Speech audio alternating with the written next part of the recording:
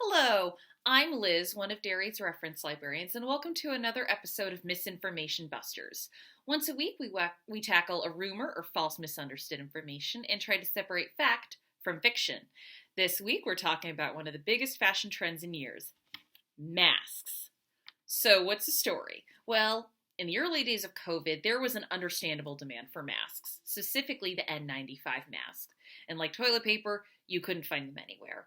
Problem was, it became very clear that surgical level masks were needed for medical professionals, and this prompted the CDC to advise Americans to use face coverings, but not purchase N95 masks.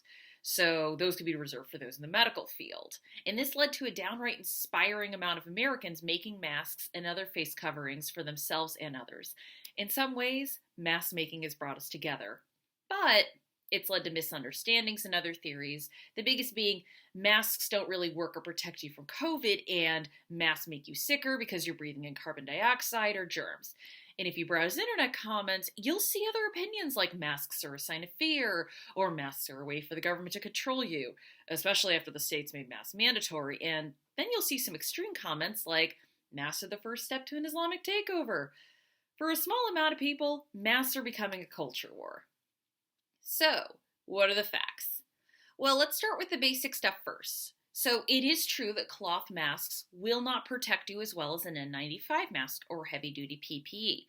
But, as the CDC states, we're not really wearing masks for ourselves. We're wearing them for others. It may not keep things out, but it can keep what comes out of your mouth in.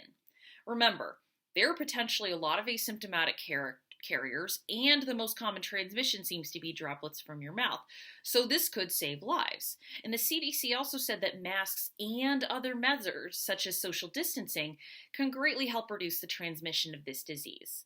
It is not 100%, but it helps. Dr. Stephen Novella of The Skeptic's Guide to the Universe also made an important note about all masks, cloth or N95. The masks need to be worn correctly. So if you're constantly touching your face, or you only have the mask over your mouth and not your nose, you're right, it's not going to work. The key is not only wearing a mask, but wearing it correctly. As far as the carbon dioxide fear, well, that can be a danger if you're wearing a tight-fitting mask for a long period of time. But cloth masks or even surgical masks, you're fine, especially since you're likely not wearing them for a long time. Germs?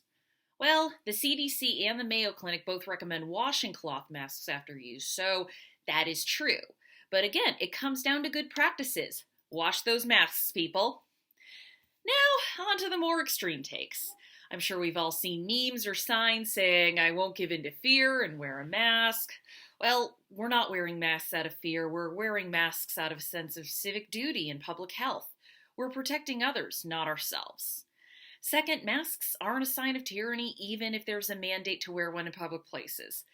Think of it as akin to seatbelts. You do have to wear them, and if you don't, you'll get a fine. However, this does not excuse cases we've seen of police using excessive force if someone isn't wearing a mask, such as the recent case in New York City. But that has more to do with the NYPD and their continued issue with excessive force rather than masks.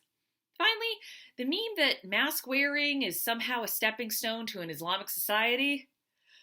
Well, I hope that by me saying that out loud, we all see how little sense that makes. I mean, China, Japan, South Korea, all countries that have been wearing surgical masks during flu seasons for years, or in the case of China, they were due to pollution.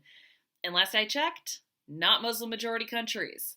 A cloth mask is not one step away from everyone having to wear a burqa. And memes like this are just someone using a global pandemic as an excuse to be Islamophobic.